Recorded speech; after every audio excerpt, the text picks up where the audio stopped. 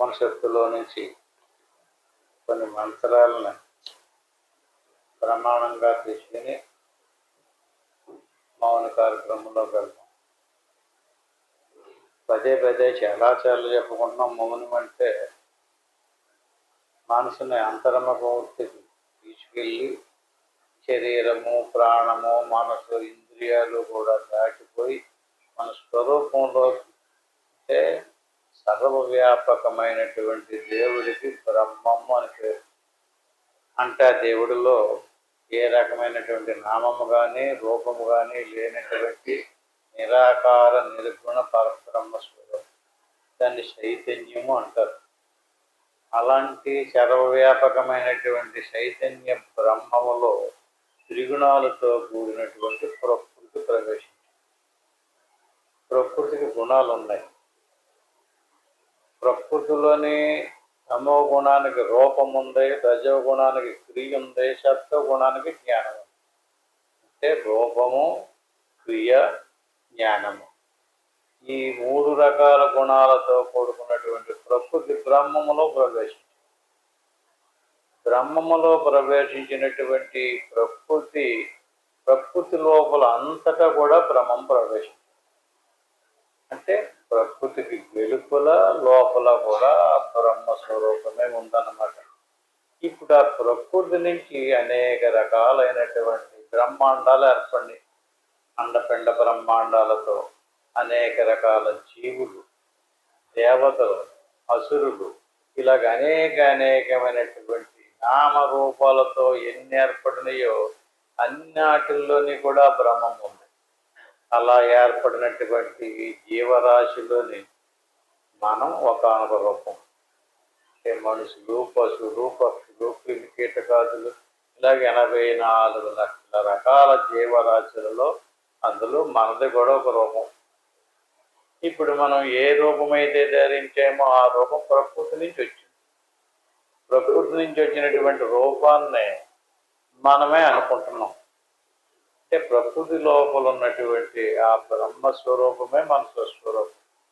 దాన్ని ఆత్మ అంటారు. అదే బ్రహ్మము దేవుళ్ళో ఉంటే పరమాత్మ అంటారు. అంటే దేవుళ్ళో ఉన్నటువంటి బ్రహ్మమునకు పరమాత్మ, జీవుల్లో ఉన్నటువంటి బ్రహ్మమునకు ప్రత్యేగాత్మ అని పేరు. ప్రత్యేగాత్మ పరమాత్మలకి భేదము లేదు. అంటే ఎవడైతే తన లోపల ఉన్నటువంటి ప్రత్యేగాత్మనే, ఈశ్వరులో ఉన్నటువంటి పరమాత్మనే తెలుసుకుని నేను బ్రహ్మమునే అని ఎవడైతే తెలుసుకుంటాడో వాడికి కర్మ బంధించదు. అలా తెలుసుకోకుండా శరీరం వైపుకి తిరిగి శరీరమే నేననుకుని ఎవడైతే కర్మలు చేసాడో వాడికి కర్మలు బంధించాయి. ఆ కర్మల వల్ల ఇప్పుడు మనం శరీరం వైపుకి తిరిగి శరీరమే నేననుకుని శరీర భావంతో కర్మలు చేశాం. ఈ కర్మఫలాలు అనుభవించడానికి శరీరం పోయింది, కర్మఫలం ఉండిపోయింది. అప్పుడు ఏమవుతుంది? ఆ కర్మఫలాన్ని అనుభవించడానికి మళ్ళీ ఒక కొత్త శరీరాన్ని తయారు చేసి ఇస్తున్నారు. అలా కొత్త శరీరాన్ని తయారు చేసి ఇచ్చినటువంటి దేవుడి పేరు బ్రహ్మదేవుడు. అలా తయారు చేయబడినటువంటి శరీరాన్ని పోషించేటటువంటి వాడు విష్ణుమూర్తి. అందుకని బ్రహ్మదేవుని సృష్టికర్త అంటారు, విష్ణుమూర్తిని పోషణకర్త అంటారు. ఈ ఏళ్ళు మనల్ని ఈ 3వ ఈశ్వరుడు, లయకారుడు అన్నమాట. అంటే శరీరం ప్రారంభం ఉన్నంతకాలం ఉంచి ఆ తర్వాత మరణంలోకి తీసుకుపోయేటటువంటి వాడు ఈశ్వరుడు. ఇలా త్రిమూర్తులు, రుద్రుడు అంటారు ఇతను. ఇలా త్రిమూర్తుల ద్వారా సృష్టి, స్థితి, సంహారాది కార్యక్రమాలు జరుగుతున్నాయి. మనలో ఉన్నటువంటి దేవుడికి సంహారం లేదు. ఈ త్రిమూర్తులు ఏమీ చేయలేరు. అంటే ప్రకృతి నుంచి వచ్చినటువంటి దానిని మాయ అంటారు. ప్రకృతిని మాయ అని కూడా అంటారు. వీళ్ళు చేసేదంతా మాయతోటే ఆటలు. అంచేది మన స్వరూపాన్ని తెలుసుకున్నాం అనుకోండి, మాయ మనల్ని బంధించదు, కర్మ నశించదు.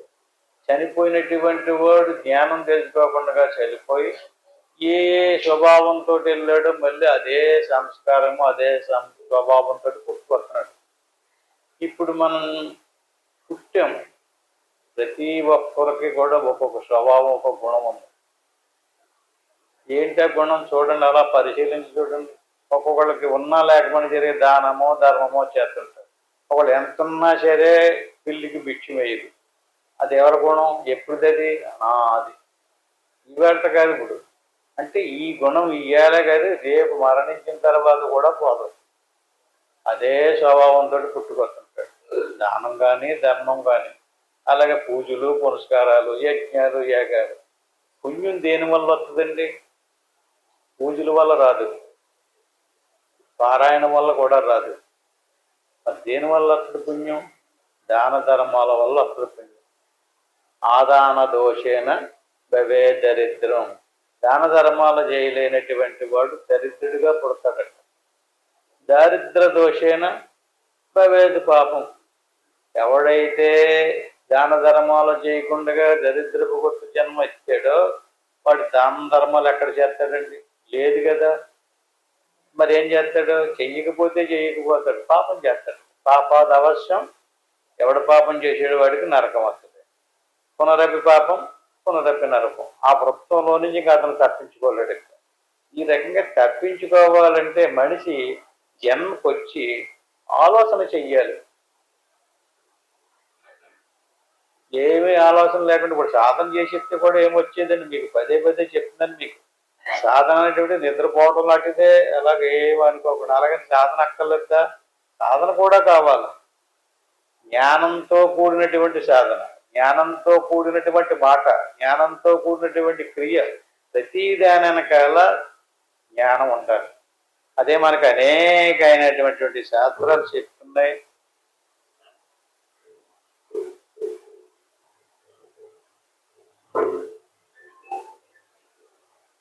ఇప్పుడు ఈ రోజు చెప్పుకున్నటువంటి ఉపనిషత్తు వరాహోపనిషత్తు. ఇప్పుడు చెప్పుకున్నటువంటి విషయాలను ఇందులో కొంచెం కొంచెం విచారణ చేద్దాం. ఈ 2వ అధ్యాయం 3వ మంత్రం ఇది. ఇది మొన్న ఈ మధ్య మనం సత్సంగాల్లో అపరోక్షానుభూతి అనేటువంటి గ్రంథం చెప్పుకుంటున్నాం. అందరూ కూడా ఇదే విషయం, ఇదే శ్లోకాన్ని చెప్తారు. ఏటా శ్లోకం? నిత్యానిత్య వివేకస్య ఇహమూత్ర విరాగతాః సమాధి షడ్గ సంపత్తి ముముక్షాతాం సమభ్యసేతు. నేను సాధన చేస్తున్నానండి, నాకు ఇంకేం పర్వాలేదండి అనుకుంటే కుదరదండి. విచారణ చేయాలి. ఇప్పుడు ఏంటి మనకి చక్కగా ఏర్పాటు చేశారు. ఒకే శాస్త్రం చెప్పలేదు.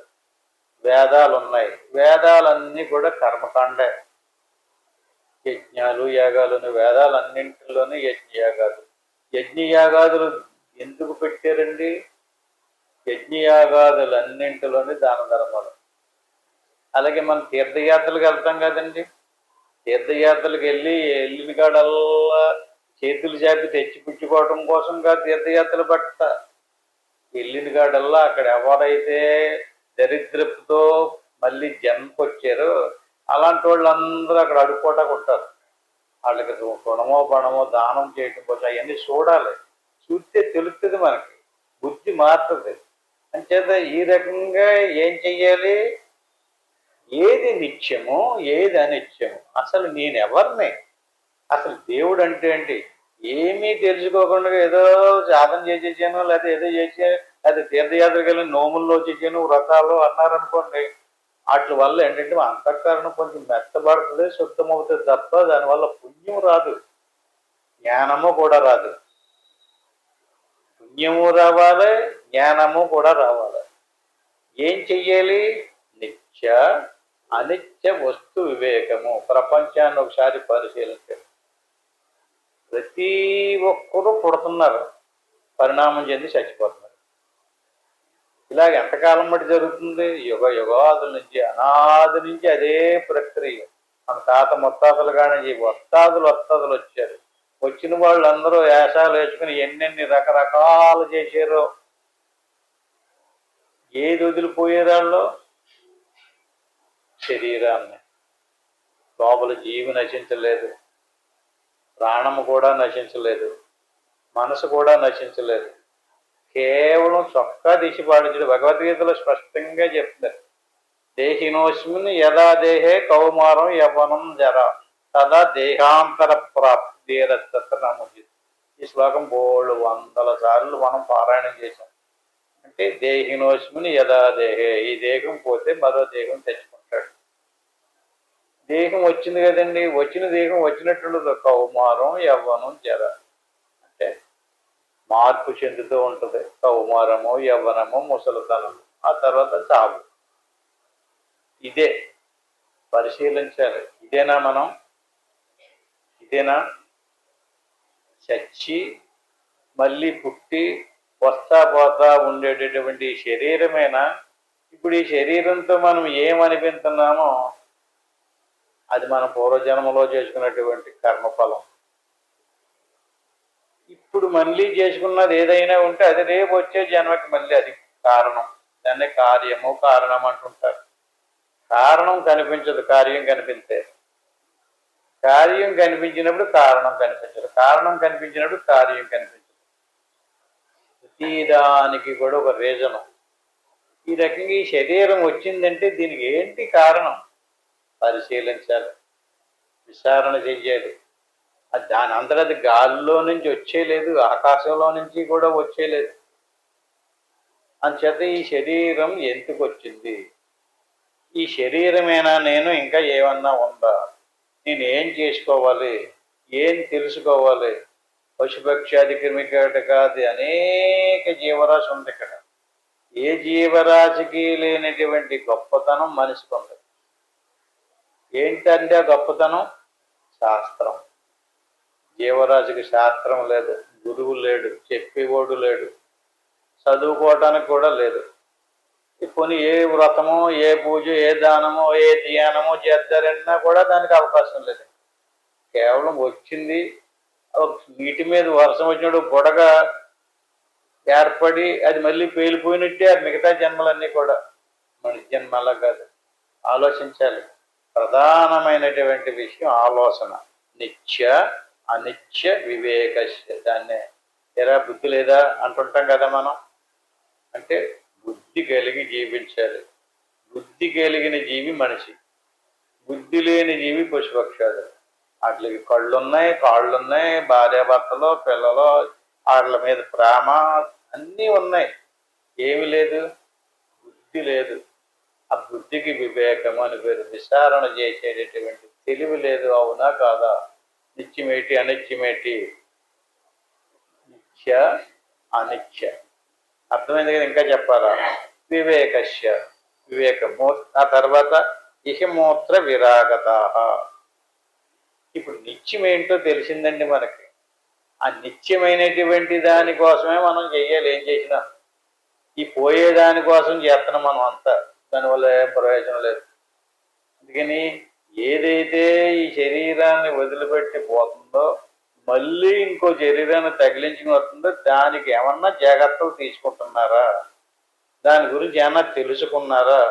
అది ఎలాగెళ్తుంది, ఎలాగొస్తుంది, దాన్ని ఎవడు లాక్కుపోతున్నాడో, ఎవడు మళ్ళీ తీసుకొచ్చి ఇందులో ప్రవేశపెడుతున్నాడో దానికి ప్రూఫ్ ఏంటి? దాని గురించి ఆలోచించాలి. దీనికోసం ఏం చెయ్యాలండి? దీనికోసం ఇహమూత్ర విరాగత.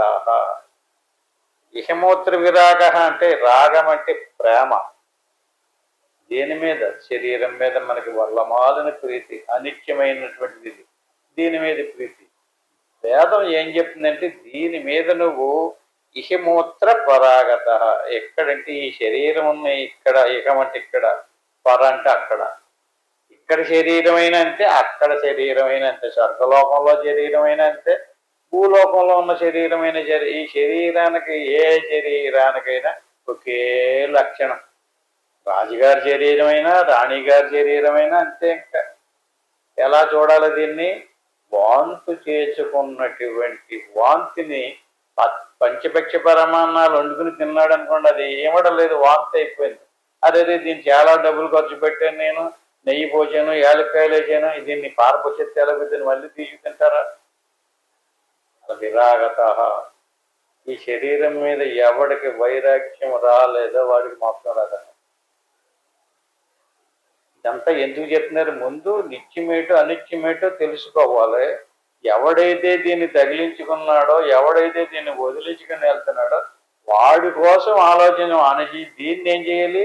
దీని మీద వైరాగ్యం కలిగి ఉండాలి. ఇంకా ఎలాగ ఉండాలి? సమాధ శక్త సంపత్తి.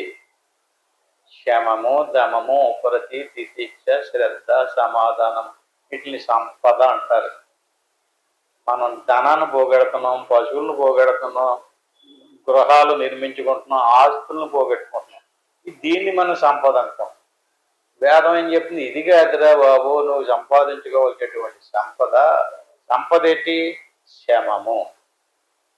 శమం అంటే ఏంటండి? మనసు పది పది పది పది విరాలు పోతుంది కదండి. ఆలోచన చేస్తుందా? సాధనలో కూర్చున్నప్పుడు 10 నిమిషాలు కూడా కూర్చోవట్లేదు కదా.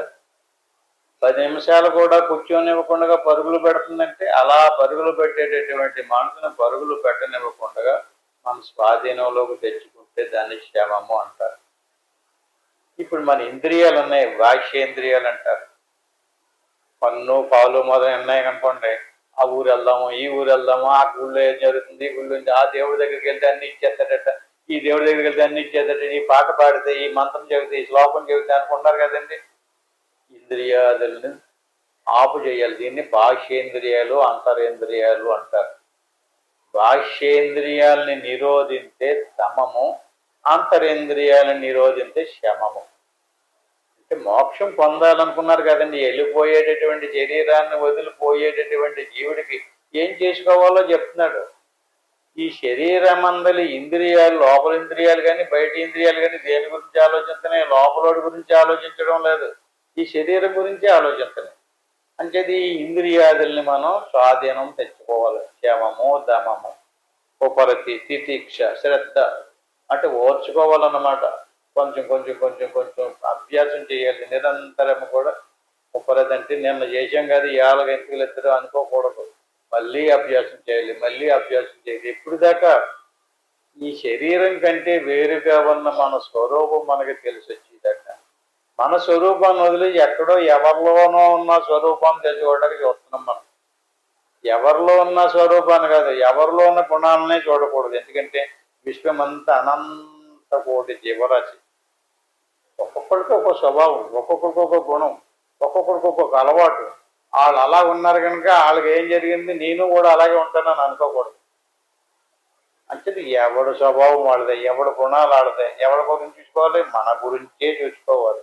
ఈ రకంగా శమము, దమము, ఉపరతి, తితిక్ష. తితిక్ష అంటే ఉపదేశం పొందేమంటే మాకేం కలిసి వచ్చేయలేదండి అంటాడు. తితిక్ష అంటే శరీరం ఎలా తయారయ్యి వచ్చింది? పూర్వజన్మ కర్మఫలాన్ని అనిపించడానికి వచ్చింది. దాన్ని దేవుడు కూడా తప్పించడం కుదరదు. మనమేమో దేవుడు ఏ దేవుడినో ప్రార్థన చేసి కేకెత్తి తప్పించేస్తాడు అనుకుంటున్నాం. ఇంకొకళ్ళు ఎవరో కపట యాసగాళ్ళు వచ్చి నేను ఆ దేవుడు నమ్ముకుంటే నీకు తప్పించేస్తాడని ఏదో బోధించాడు మనకి.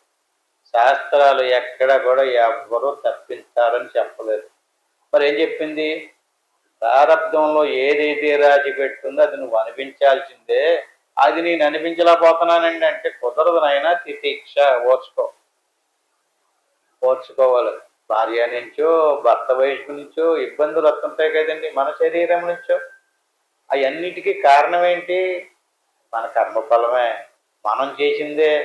ఆ రోజుల్లో ఆ శరీరంతో జ్ఞానం లేకుండా మూర్ఖత్వంతో, అజ్ఞానంతో మన ఇష్టం వచ్చినట్టుగా మధ్యలో అది కర్మై కూర్చుంది. ఆ కర్మఫలాన్ని అనిపింపజేసేవాడు ఎవడు? దేవుడే. ఆ కర్మకి ఫలితాన్ని ఇచ్చినటువంటి వాడు కూడా దేవుడే. ఆ దేవుడే ఆ కర్మఫలాన్ని రాసి ఆ కర్మఫలాన్ని మన చేత అనిపింపజేస్తుంటే మళ్ళీ ఆయన దగ్గరికి వెళ్ళి నాకు ఈ కర్మఫలం తప్పించి నీకు కొబ్బరికాయ కొడతాను, అరటిపళ్ళు పెట్టదని అన్నారు అనుకోండి.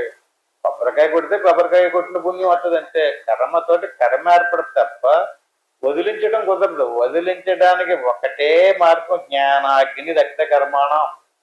జ్ఞానములోకి వెళ్తేనే కర్మ దగ్ధమవుతుంది తప్ప ఏ దేవుడి దగ్గరికి వెళ్ళినా కర్మ నశింపజేయదు, అనిపింపజేయమే. ఓచుకోబాబు. తితిక్ష. తితిక్ష అంటే శమము, దమము, ఉపరతి, తితిక్ష. నెక్స్ట్ శ్రద్ధ అంటే ఆత్మ సాక్షాత్కారం అయ్యేదాకా శ్రద్ధగా అభ్యాసం చేయాలి. ఒకసారి చేసేస్తే సరిపోలేదు, నిరంతరము నిత్యము కూడా అభ్యాసం చేయాలి. ఒక్కసారి మీ స్వరూపాన్ని దాటండి, మీ స్వరూపాన్ని పొందండి. ఏ దేహ మానసాది వస్తు సముదాయం ఉందో ప్రకృతితో తయారైంది, దాన్ని మీరు దాటాలి, దాన్ని వదిలించుకోవాలి. దాన్ని వదిలించుకున్నప్పుడు మీ స్వరూపం ఏదైతే ఉందో అది మీకు తెలిసి వచ్చిందనుకోండి, జ్ఞానే పరిసమాప్యతే. పూజలు కానీ, యజ్ఞాలు కానీ, యాగాలు కానీ, కర్మలు కానీ ఏమేమి చేస్తున్నామో అవన్నీ కూడా జ్ఞానే పరిసమాప్యతే. జ్ఞానం పొందలేనంత కాలం పరిసమాప్తం కాదు. వంట పూర్తయింది అన్నారంటే ఎప్పుడు అయిందంటారు? వండిన తర్వాత, ఉడికిన తర్వాత అంటారు. అట్టి మాదిరిగానే జ్ఞానంతోనే పరిసమాప్తం అవుతుంది. యజ్ఞయాగాదులు కానీ, కర్మకాండ కానీ, సాధన కానీ, ఇంకోటి కానీ ఇంకోటి. సాధన కూడా వెంటనే కొంచెంసేపు కూర్చుని కొంచెంసేపు సాధన చేస్తే పరిసమాప్తం అయిపోదు. జ్ఞానం కలిగిదా అశ్రద్ధగా అభ్యాసం చేస్తే అప్పుడు ఏది ఇది దీనికంటే వేరుగా ఉన్న మన స్వరూపం తెలిసిందనుకో, ఆ తెలిసే జ్ఞానంతో పరిసమాప్తం అవుతుంది. ఈ రకంగా శమము, దమము, ఉపరతి, తితీక్ష, శ్రద్ధ, అలాగే నిత్యానిత్య వస్తు వివేకము, ఇహమోత్తరాద ఫలభోగ విరాగము అంతా అయింది కదా. అప్పుడు ముముక్షుతాం సమభ్యసేతు. అంచేత మనిషిగా పుట్టినటువంటి వాడు మోక్షం పొందడానికి అభ్యాసం చెయ్యాలి. అంతేగాని ఏదో పొందడానికి ఏది తప్పించుకోవడానికి కాదు ప్రయత్నం చేయటం. అవన్నీ అనిపించి తీరాల్సిందే. ఇది నిత్యానిత్య వివేకస్య ఇహమూత్ర విరాగత శమాది షట్క సంపత్తి ముముక్షుతాం సమభ్యసేతు. మోక్షం పొందడం కోసమే జీవరాశి పడుతుంది. దేవుడు మనల్ని ఎంత అన్యాయం చేస్తున్నాడండి. బ్రహ్మదేవుడు సృష్టించాడండి, విష్ణుమూర్తి పోషిస్తున్నాడండి, ఈశ్వరుడు లయం చేస్తున్నాడండి అంటున్నాం కదా. లయం ఈశ్వరుడు చేసేటటువంటి లయం అవ్వలేదు. మళ్ళీ కొత్త శరీరం తగిలించుకోవడానికి పాత శరీరాన్ని తీసేసాడు. ఎందుకంటే ముగ్గుపోయింది. ఇది ఇంకా పనికిరాదు. చెట్టు నుంచి పండు ముగ్గుపోయింది అనుకోండి, ఆ చెట్టు ఎంత గట్టిగా పట్టుకుంటారన్నా పొట్టు ఉంటుంది. ఇంకా పొట్టు అయిపోయింది, అది రాలిపోద్ది గాలేసిందంటే. ఈ శరీరం కూడా అంతే. లోపల ఉన్నాడు జీవుడి నుంచి శరీరం ఊడిపోతుంది. ఊడిపోయినప్పుడు రుద్రుడు మరొక శరీరం ఇవ్వాలంటే బ్రహ్మదేవుడి సాయం కావాలి. బ్రహ్మదేవుడి శరీరాన్ని ఇస్తే దాన్ని విష్ణుమూర్తి పోషిస్తున్నాడు. ఎందుకు చేత పోషిస్తున్నాడు విష్ణుమూర్తిని? ఎందుకు పోషిస్తున్నాడంటే నువ్వు మోక్షం పొందడానికి, జ్ఞానం తెలుసుకోవడానికి నీకు అవకాశం కల్పిస్తున్నాడు ఆయన. చేత త్రిమూర్తి గురువు కూడా మనకు ఉపకారం చేస్తున్నారు. కానీ మనం తెలుసుకోవటం లేదు. తెలుసుకోకుండా వాళ్ళనే ఏదో ఇచ్చేయమంటున్నాం. వాళ్ళు ఎవరండి? వాళ్ళు చేయవలసింది ఏదో బ్రహ్మాండంగా చేస్తున్నారు. ఇంకా వివరంగా చెప్పాలంటే బ్రహ్మ విష్ణు మహేశ్వరులు ముగ్గురు కూడా మనకి సేవలు చేస్తున్నారు, సహాయం చేస్తున్నారు వాళ్ళ డ్యూటీ ప్రకారంగా. అంచేత మనం ఏం చేయాలి? ఈ ముముక్షం అంటే మోక్షం పొందడం కొరకే జీవించాలి. ఈ శరీరాన్ని అంతకే వచ్చింది. ఆహార నిద్ర భయమైదునాని సమానమైతది పశువుల నరాణం. జీవరాశికి అంతటికి ఆహారం అవసరం ఉంది, నిద్ర అవసరం ఉంది, భార్యాభర్తలు అవసరం ఉంది. అన్నీ జీవిస్తున్నాయి, అన్నీ బతుకుతున్నాయి, అన్నీ పుడుతున్నాయి, అన్నీ చచ్చిపోతున్నాయి. కానీ ఏమీ లేదు మిగతా వాటికి. జ్ఞానం లేదు. ఏ జ్ఞానం? స్వరూప జ్ఞానం. మనం ఎవరో మనకి తెలియలేనటువంటి జ్ఞానం మిగతా వాటికి లేదు. అలాగని చెప్పేసి మనిషికి ఉందా? మనిషికి కూడా లేదు. అలాగ ఎవరికైతే లేదో జ్ఞానేన హీన పశువు శమన. ఆడు పశువుతోటే జన్మ. మనుషులందరూ కూడా ఆయన ఏమి మనుషులు అనలేదు, పశువులే అన్నాడు. ఎవరిని మనుషులు అన్నాడు? శాస్త్రాలను తెలుసుకుని గురువును పట్టుకుని తన లోపల ఉన్నటువంటి తన స్వస్వరూపాన్ని ఎవడైతే తెలుసుకుంటాడో, ఆ స్వరూపానికి సంబంధించిన జ్ఞానం ఎవడైతే పొందుతాడో వాడే మనిషి అన్నాడు. మిగతా వాళ్ళందరూ కూడా జ్ఞానేనహీన పశువు శమన. అంచేత నిరంతరము మన స్వరూప జ్ఞానాన్ని పొందడం కోసం ఎన్ని రకాల మార్గాలు ఉన్నాయో, ఎన్ని రకాల సాధనలు ఉన్నాయో, ఎన్ని రకాల మహావాక్యాలు ఉన్నాయో విచారణ చెయ్యాలి. విచారణ చేసి ఎప్పుడు దాకా మన స్వరూపం మనకి తెలిసి వచ్చేదాకా. ఈ రకంగా ఏవం జితేంద్రియో భూత్వ సర్వత్ర మమతామతిం. అంటే దేవుడు ఎక్కడో ఒక చోట గుళ్ళో కానీ, ఒక విగ్రహంలో కానీ, ఒక వ్యక్తిలో కానీ కాదు. సమస్తము విశ్వమంతా ఆయనలోనే ఉంది. ఈ విశ్వంలో ఉన్నటువంటి ప్రతి జీవరాశిలోనే ఆయనే ఉన్నాడు. ఏవం జితేంద్రియో భూత్వ సర్వత్ర మమతామతి. ఈ రకంగా బాహ్యమైనటువంటి వస్తువుల మీద మమతను తగ్గించుకుని ఈ వస్తువుల లోపల ఉన్నటువంటి దానిని పొందడానికి ప్రయత్నం చేయాలి. జితేంద్రియోహో అంటే ఇంద్రియాదులని స్వాధీనపరుచుకోవాలి. జిత్తు అంటే జయించటం. కన్ను చూస్తుంది, కాలు నడుపుతుంది, చెయ్యి చాపుతుంది, చెవులు వింటున్నాయి, మనిషి వాక్కు మాట్లాడేస్తున్నాడు ఇష్టం వచ్చినట్టుగా. అలా మాట్లాడకూడదు. వాక్కుని కంట్రోల్లో పెట్టుకోవాలి, చెవుల్ని కంట్రోల్లో పెట్టుకోవాలి. పెట్టుకోలేదనుకోండి, ఎవడో ఒకడు వచ్చి లోడ ఏదో చెప్తాడు, అవన్నీ మన చెవిలో పడిపోతాయి. ఒక్కసారి విన్నామనుకోండి, అన్నిటికంటే భయంకరమైన ప్రమాదకరమైనటువంటిది వాక్కు అని వేదాలన్నీ చెప్పినాయి. వాక్కుకి అగ్ని అని పేరు. అగ్ని సమస్తాన్ని ఎలా దహించి వేస్తారో అట్టి మాదిరిగా వాక్కు మన చెవిచ్చామనుకోండి, మన లోపల ఉన్నటువంటి జ్ఞానానికి సంబంధించిన సమస్తాన్నే దగ్ధం చేసేస్తుంది. ఏ వాక్కు? అదే వాక్కు జ్ఞానస్వరూపం. యజ్ఞంలో సమస్తాన్ని దహించి వేచి అగ్నిని వెలిగించి యజ్ఞం చేస్తుంటాం కదా, నెయ్యి కట్టబోచి ఆహుతి చేస్తుంటాం, స్వాహ అంటాం. అంటే యజ్ఞం చేసి అగ్నిదేవుడు 2 రకాల ప్రకాశాన్ని ఎత్తాడు, అనర్థాన్ని తొలగించాడు కూడా. కానీ అజ్ఞాన సంబంధమైనటువంటి వాక్కులేమో జ్ఞానాన్ని పోగొడతాయి, జ్ఞాన సంబంధమైనటువంటి వాక్కులు జ్ఞానాన్ని కలిగిస్తాయి. అంచేది వినదగుని ఎవరు చెప్పితే వాడిది చెవులొగ్గి తినేకూడదు. భగవానికైనను ప్రాణము తెగువతో నిమ్ము తెలియక అయినను. నీకు తెలిసినా తెలియకపోయినా భగవాడు శత్రువతను అయినా సరే ప్రాణం అయితే ఇచ్చేచ్చాడు, చెవు ఇవ్వకూడదట. భగవానికైనను ప్రాణము తెగువతో నిమ్ము తెలియక అయినను. నిగమార్థములు విను స్తోత్రములు తగదుర అజ్ఞానికి ఇవ్వ తామస జీవ. అంటే ఈ చెవులు శాస్త్రజ్ఞానం తెలుసుకోవటానికే ఇచ్చారు. ఈ సందర్భంగా ఇంకొక విషయం చెప్తాను. మీరు మహావిష్ణువు పుర వైకుంఠం విన్నారు ఎప్పుడన్నానే? వైకుంఠంలో విష్ణుమూర్తి ఏమీ చేయడండి, హాయిగా చేసతాను పడుకొని ఉంటాడు కదా. విష్ణుమూర్తి ఏమో కాళ్ళు పిసుకుతూ ఉంటాడు. అయ్యే చూసాం, మన అరటి బొమ్మలే చూసాం మనం ఎక్కడైనా కదా. గుమ్మం కాడ మాత్రం 2 కాపలా ఉంటారు, ఒకడు జయుడు, ఇంకొకడు విజయుడుని. ఎందుకు కాపలా పెట్టుకున్నారండి వాళ్ళు? ఎవరి దగ్గరికి వెళ్ళనివ్వకుండా ఉండడానికి, విష్ణుమూర్తి దగ్గరికి ఎవరిని రానివ్వకుండా కాపలా పెట్టారు. ఎవరిని రానివ్వరాళ్ళు. జయుడు అంటే కుడి చెవు, విజయుడు అంటే ఎడమ చెవు.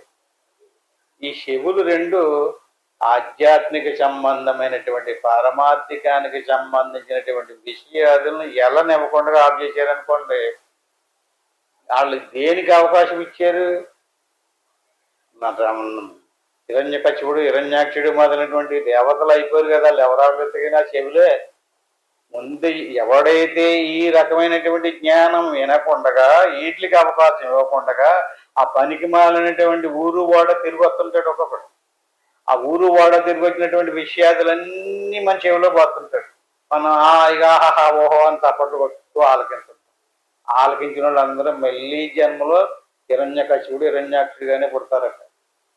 పురాణాల్లో ఎన్ని చూడండి. అంటే జయ విజయులు ఎవరిని వెళ్ళనివ్వలేదు. వాళ్ళు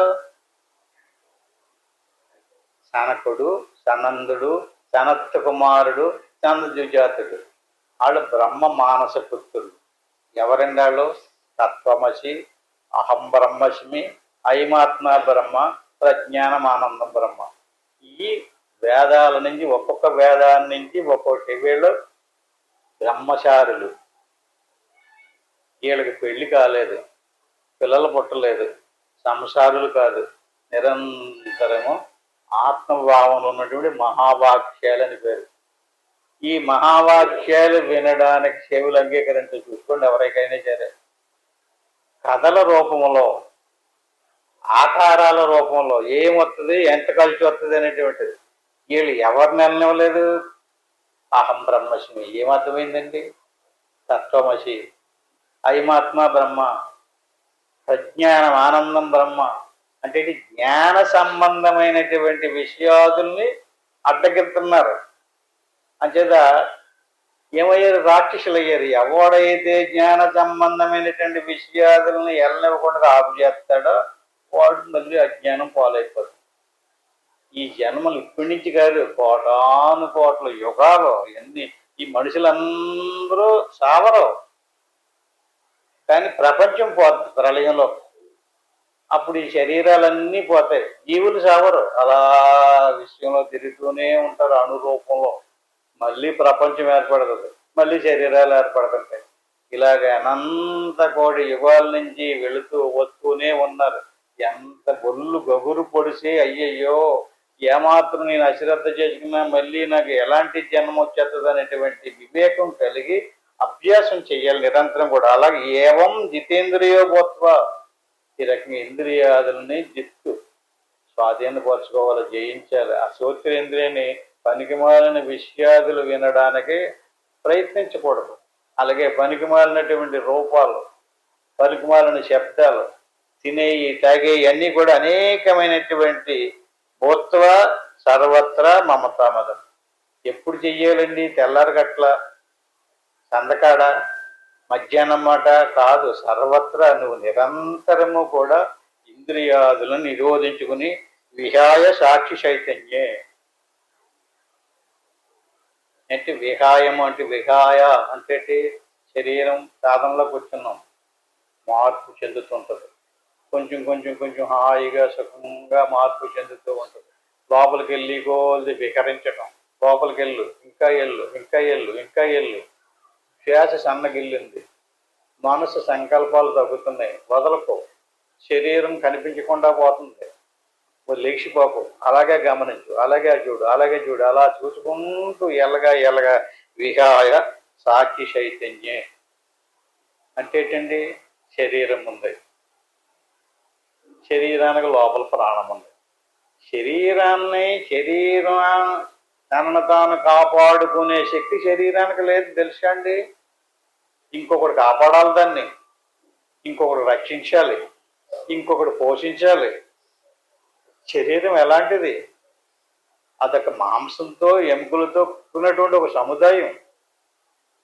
దానికి లోపల ప్రాణం ఉంది. ప్రాణం లోపలుండి శరీరాన్ని మార్పు చేస్తుంది, ఆకలి దప్పులు కలిగిస్తుంది. కానీ ఆ ప్రాణం కూడా ఆహారాన్ని సమకూర్చుకోలేదు. దానికి మళ్ళీ మనసు ఇంద్రియాదుల ద్వారా ఆహారాన్ని సమకూర్చి ప్రాణానికి పంపిస్తుంది. అంటే శరీరము ఒక సెక్షన్, ప్రాణం ఇంకొక సెక్షన్, లోపల ఉన్నటువంటి మనసు ఇంకొక సెక్షన్. విహాయ యువతల నుంచి లోపలికి వెళ్ళాలి. ఎందుకంటే దేవుడు లోపల ఉన్నాడు గర్భగుడిలో. యువతలకు వచ్చిన తర్వాత ప్రపంచం ఉంది. ప్రపంచంలో ఆడవాళ్ళు, మగవాళ్ళు, తినే వస్తువులు, తాగే వస్తువులు, గుర్రాలు, ఏనుగులు, అనేకమైనటువంటి వస్తు సముదాయం ఉంది. లోపల ఉన్నటువంటి దేవుడికి సాక్షి అని పేరు, బయట ఉన్నటువంటి వాటికి అన్నిటికీ ప్రపంచం అని పేరు. ప్రపంచాన్ని కాదు మనం చూడటం, సాక్షిని చూడాలి. విహాయ సాక్షి చైతన్యే, విహాయ సాక్షి చైతన్యే. చైతన్యాన్ని చూడాలి. చైతన్యం ఏంటండి? శరీరం లోపల ప్రాణము, ప్రాణానికి లోపల మనసు, మనసుకు లోపల తెలివి, తెలివికి లోపల ఆత్మ. ఈ ఆత్మకే చైతన్య స్వరూపం అంటారు. విహాయ సాక్షి చైతన్యే మయి కుర్య దహం మతి.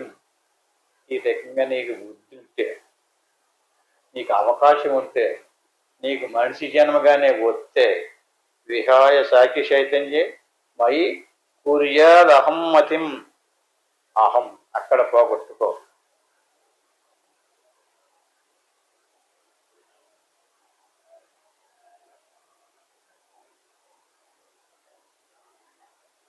దుర్లభం ప్రాప్యమానుష్యం తత్రాపి నర విగ్రహం. నేనంత శ్రమ పడలేనండి, నేను అలా చేయలేనండి, నేను చక్కగా సంపాదించుకుని సుఖంగా బతకడం కోసమే ఆలోచిస్తానండి, అలాగే చేస్తానంటే ఒరే సన్నాసి, దుర్లభం ప్రాప్య మానుష్యం. ఈ మనిషి జనం మళ్ళీ రాదు. ఒక్కసారి పోగొట్టుకున్నావనుకో, నువ్వు ఇప్పుడు ఏం చేసుకున్నావో అదే ప్రూఫ్. దానికి ఒక కర్మ ఏర్పడుతుంది, ఆ కర్మ ఫలాన్ని అనిపించడానికి మళ్ళీ ఇంకో శరీరం వస్తుంది. దుర్లభం ప్రాప్య మానుష్యం. దుర్లభం. మనిషి జన్మ అంత సులభం కాదు. ఏ పశు జన్మ, ఏ పశుపక్షి కింది కీటకాది జన్మలన్నా వస్తే జన్మ అంటూ వస్తుంది, కానీ మనిషి జన్మ మాత్రం అన్నిసార్లు రాదు. దుర్లభం ప్రాప్య మానుష్యం తత్రాపి నర విగ్రహం. ఇది విగ్రహం. ఇది నరుడు ఉన్నాడు ఇందులో. నరనారాయణులు అంటారు కదా, లోపల నారాయణుడు కూడా ఉన్నాడు. ఈ విగ్రహం లోపల బ్రాహ్మణ్యంచ మహావిష్ణు వేదాంత శ్రవణాదిన. లోపల ఎవరున్నారు? బ్రాహ్మణ్యం చ మహావిష్ణు, మహావిష్ణుదేవుడు ఉన్నాడు ఈ విగ్రహానికి లోపల. బయట చూస్తున్నావు, నువ్వు బయటికి వెళ్తున్నావు, బయట మనం కల్పించింది అంటే ఇందులో ఇలా ఉన్నదని చెప్పడం కోసం తయారు చేశారు. అంచేత బ్రాహ్మణ్యంచ మహావిష్ణు. ఈ బ్రాహ్మణులందరూ కూడా ఆ లోపల ఉన్నటువంటి విష్ణుమూర్తినే పూజిస్తున్నారు. అంటే బ్రాహ్మణులు అంటే ఎవరు? బ్రహ్మ విద్య తెలిసినటువంటి వాళ్ళు బ్రాహ్మణులు. బ్రహ్మజ్ఞానం తెలిసినటువంటి వాళ్ళు. బ్రాహ్మణ్యంచ మహావిష్ణు వేదాంత శ్రవణాదిన. వేదాంత శ్రవణము అంటే సత్సంగం. భాష సంబంధమైన పురాణాల్లో చెప్పిన కథలో భక్తి కలుగుతుంది, మనసు కొంచెం మెత్తపడుతుంది. వేదాంత శ్రవణము ఆత్మానాత్మ విషయారణ. ఆత్మానాత్మ అతివర్ణాశ్రమం రూపం సచ్చిదానంద లక్షణం. యో నజానాతి సో విద్య కదా ముక్తో భవిష్యతి. ఈ రకంగా లోపల ఉన్నటువంటి వాడిని తెలుసుకున్నటువంటి వాడికి ముక్తి లభించదే. బయట ఉన్నదాన్ని మనసు చెదురుతుందండి. భాష్యంలో ఒకటి ఉండదు, ఒక రూపం ఉండదు, అనంత కోటి రూపాలు. ఒక రూపాన్ని ఒక గుడికి వెళ్ళామనుకోండి, దానికి మించిన ఇంకో గుడి. ఒక దేవుడి దగ్గరికి వెళ్ళాం, దానికంటే ఇంకొక గొప్ప దేవుడు. ఇలా లోపం నిండా అనేక అనేక నామరూపాలతో అనేక వస్తువులు ఉన్నాయి.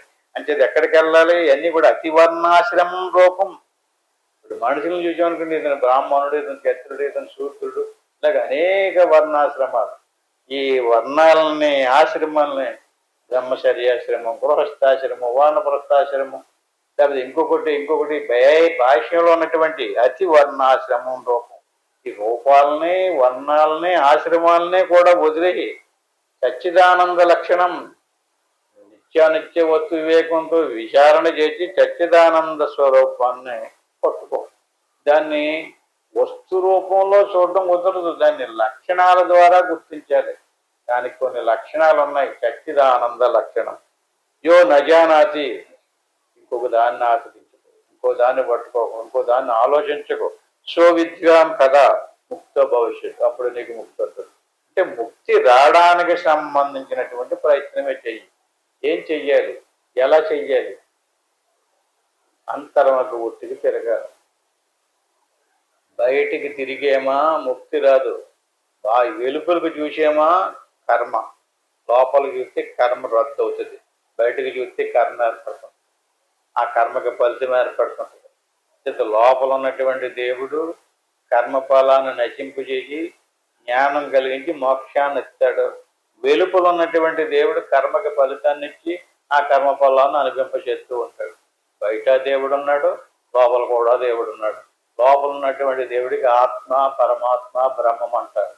వెలుపల ఉన్నటువంటి దేవుడికి బ్రహ్మ, విష్ణు, మహేశ్వరుడు. వాళ్ళు మరి ఎంత చక్కగా ఎంత డ్యూటీ చేస్తున్నారండి. ఈ రకంగా మనం నిరంతరము కూడా అహమేవ సుఖం నాణ్య ధన్యచ్చే న్యైవ తత్సుఖం. నిజమైనటువంటి నీ యొక్క స్వస్వరూప సుఖాన్ని పొందు. బయటికి వెళ్ళి బయటికి ప్రయత్నించుకో, అన్నీ స్వాధీనం పరుచుకో. ఈ రకంగా విషయాన్ని తెలుసుకుని అంతర్ముఖ వృత్తికి తిరిగి ఎవడైతే ప్రయత్నం చేస్తాడో వాడు మోక్షాన్ని పొందుతాడు. ఎవడైతే నాకు కుదురుతులేదండి, నాకు శరీరం సహకరించడం లేదు, లేకపోతే భార్య సహకరించడం లేదు, భర్త సహకరించడం లేదంటే అదంతా ప్రారంధానుసారంగా ఏర్పడింది కనుక దాన్ని ఓర్చుకోవాలి. ఈ రకంగా చెప్పాలంటే ఇంకా అనేకమైనటువంటివి ఉన్నాయి. ఈ శ్లోకాలు ఇంకా రేపు వచ్చేవారు ఇంకా బాగా చెప్తున్నాం. ఇందులో ముగించుకుని లోపలికి వెళ్ళడానికి ప్రయత్నం చేద్దాం. ఎలాగెళ్ళాలి? ఇప్పుడు దాకా అనేక విషయాలు చెప్పుకున్నాం. ఇలా కూర్చోవాలి లోపల. దీన్ని సిన్ముద్ర అంటారు. మీరు ఎలా కూర్చోవచ్చు, ఎలాగైనా కూర్చోవచ్చు. కళ్ళు మూసుకోవాలి, మనసు ఆలోచన రహితమైన స్థితిలోకి వెళ్ళేదాకా లోపల తిప్పాలి. ఏమి అనుకోకూడదు, చూడకూడదు, వినకూడదు, మాట్లాడకూడదు. అలాగని చెప్పేసి ఇక్కడి నుంచి వెళ్ళిన తర్వాత మాట్లాడండి. అంటే కూర్చున్నంతసేపు, ధ్యానంలో కూర్చున్నంతసేపు చూడకూడదు, వినకూడదు, మాట్లాడకూడదు. పూర్తిగా లయం అవ్వాలి. లోపలికి వెళ్ళి కోసి ఒక్కొక్కటి దాటిపోయి స్వయంగా మన స్వస్వరూపాన్ని మనమే దర్శించాలి. ఇంకొకడు ఎవడో సహాయపడడు. బాగా గుర్తుపెట్టుకోండి. ఎవరి వల్ల అయ్యేది కాదు, అది మనమే దాన్ని తెలుసుకుని చెయ్యాలి. ఈ రకంగా కూర్చుని గురురు బ్రహ్మ, గురురు విష్ణు, గురురేవ మహేశ్వర, గురువు సాక్షాత్తు పరబ్రహ్మ, తస్మై శ్రీ గురువే నమః. దీన్ని గురుమంత్రం అంటారు. దేన్ని ఒకసారి అనుకోవాలి. ఓం నమ శివాయ, దీన్ని పంచాక్షరి మంత్రం అంటారు. దీన్ని 3 సార్లు అనుకోవాలి.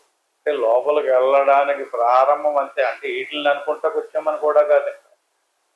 ఆ తర్వాత శోకం అంటే అదే నేను. ఏది లోపల ఉన్నటువంటి సాక్షి చైతన్యం ఏదైతే ఉందో, ఏ ఆత్మస్వరూపం అయితే ఉందో అదే మన స్వస్వరూపం. శోకం అంటే అదే నేను అనేటువంటి భావన అన్నమాట. శోకం భావేన పూజయేత్. అంటే దానిని మనసులో పెట్టుకుని నేను ఈ శరీరము కాదు, ప్రాణము కాదు, ఇంద్రియాలు కాదు, మనసు కూడా కాదు, ఇవన్నిటికీ లోపల ఏ ఆత్మ చైతన్యం ఉందో అదే నేననే భావంలో అలా శ్వాసను గమనిస్తూ ఉండాలి. నిద్రపోకూడదు, ఏమీ అనుకోకూడదు, చూడకూడదు, వినకూడదు. నేను ఓంకారం చెప్పేదాకా అలా ఏకాగ్రతగా గమనిస్తూ ఉన్నాడు. ఓం తత్వ